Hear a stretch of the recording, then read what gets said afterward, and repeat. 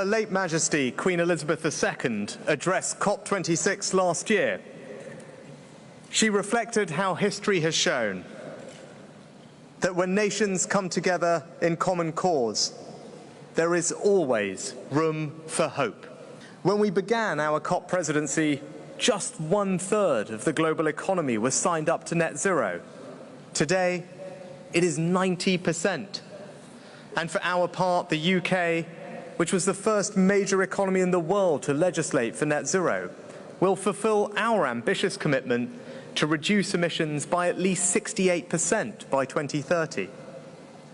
And because there is no solution to climate change without protecting and restoring nature, in Glasgow, more than 140 countries, which are home to over 90% of the world's forests, made a historic promise to halt and reverse forest loss and land degradation by the end of this decade.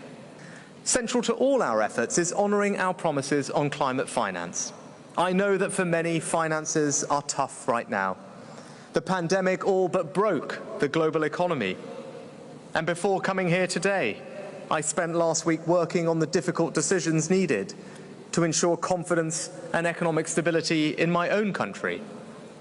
But I can tell you today that the United Kingdom is delivering on our commitment of £11.6 billion. And as part of this, we will now triple our funding on adaptation to £1.5 billion by 2025.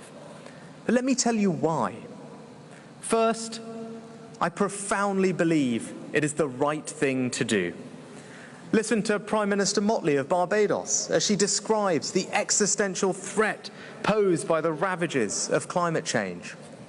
Or look at the devastating floods in Pakistan, where the area underwater is the same size as the entire United Kingdom.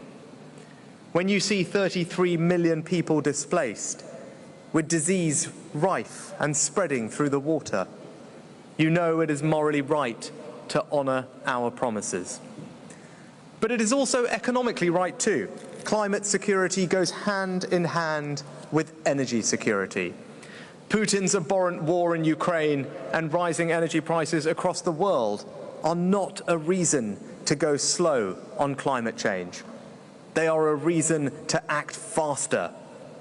Because diversifying our energy supplies by investing in renewables is precisely the way to ensure ourselves against the risks of energy dependency.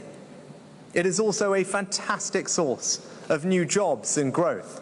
We can turn our struggle against climate change into a global mission for new jobs and clean growth. And we can bequeath our children a greener planet and a more prosperous future. That's a legacy we could be proud of. So as we come together once again in common cause today, there really is room for hope. Together, let us fulfill it.